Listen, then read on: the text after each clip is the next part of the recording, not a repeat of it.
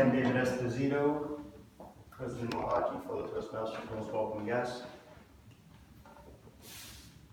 I want to take a minute to talk about the project that David spoke on, Project 10, Inspire Your Audience. So by a show of hands, who here thinks it's easy to inspire an audience? I guess it depends what you're trying to inspire them to do, right? If I said, let's go get ice cream, I'll probably get 50% in. I would get the other 50% by saying, my treat, right? It's not hard to inspire someone to do that. If I said, let's go do our taxes, probably no one would be behind me.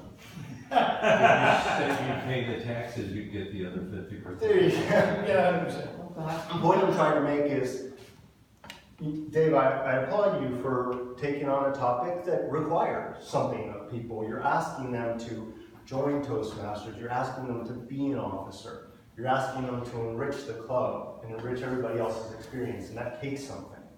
So this is definitely not an easy speech that you chose to do. I also want to point something out, and I don't know if you guys can see this, but Malcolm, can you help me here? Sure. What are you seeing on these 2 pages here?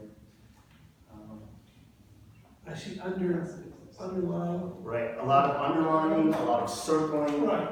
This is the difference between a seasoned great speaker and just a good speaker. He knows exactly who his audience is, and he knows exactly what he needs to talk about.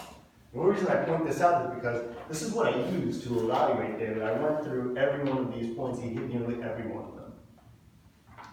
So let's talk about that, connecting with your audience.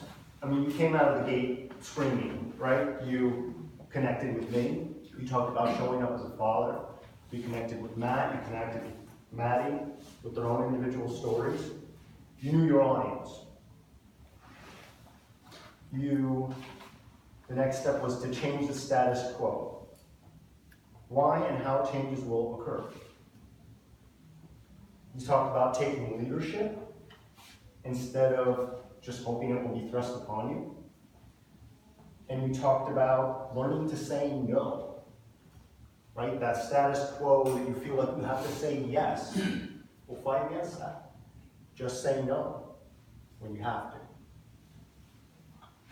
And finally, you transitioned into showing up at Toastmasters, taking on a role and enriching everybody else's experience as well as your own.